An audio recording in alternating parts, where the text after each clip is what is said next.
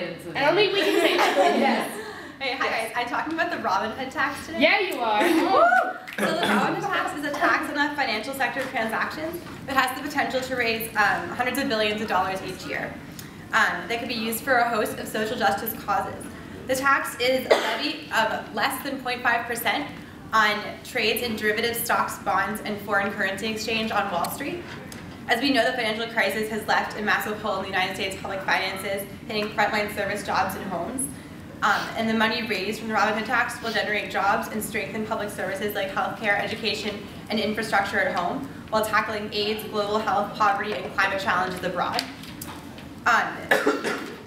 The materialization of the Robin Hood tax is that in September of 2012, Representative Keith Ellison from Minnesota introduced the Inclusive Property Act, HR 6411, which would create a financial transaction tax that would raise billions of dollars in new revenue.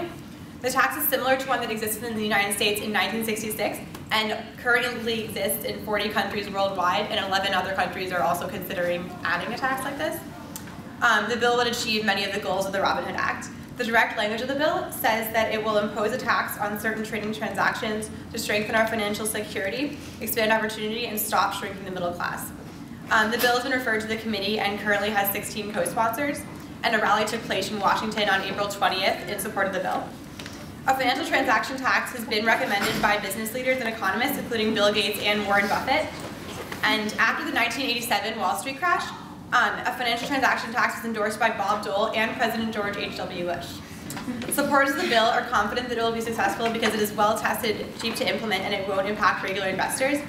And while critics may say that it's unfair and to take money from the transactions, it will have such a minimal impact on the financial sector. It's just such a small amount from each transaction, but it adds up so much that I think the global impact kind of outweighs like the extremely small percentage of each transaction that it gets taken out of. So the goals of the bill are divided into 3 categories. The first one is Heal America, and some examples of how that money would be used is to fund an additional 9 million jobs, which would reduce unemployment by 60%, saving more than 1.75 million homes from foreclosure, helping 9.4 million people who pay more than half their income towards housing, etc.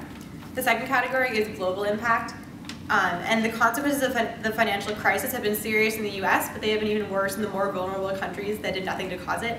So just a small portion of the hundreds of billions in the Robin Hood tax could do such things as raising $6.5 billion to put every child on earth in primary school, and $6 billion would get all those in need of AIDS treatment and put us on track to literally end the AIDS crisis. And the third category is climate change. There's a tragic parallel between the climate change and the financial crisis, and again, those that are least responsible for it suffer the most. So some of the uses for this would be putting $2 billion that could pay for 1,333 wind turbines to provide clean energy, and putting $11 billion that could pay for the whole of Haiti to adapt to flooding. So these are just a few examples, and there'll still be like actually hundreds of billion dollars left to put towards like tons of things. So that's the Robin Hood tax.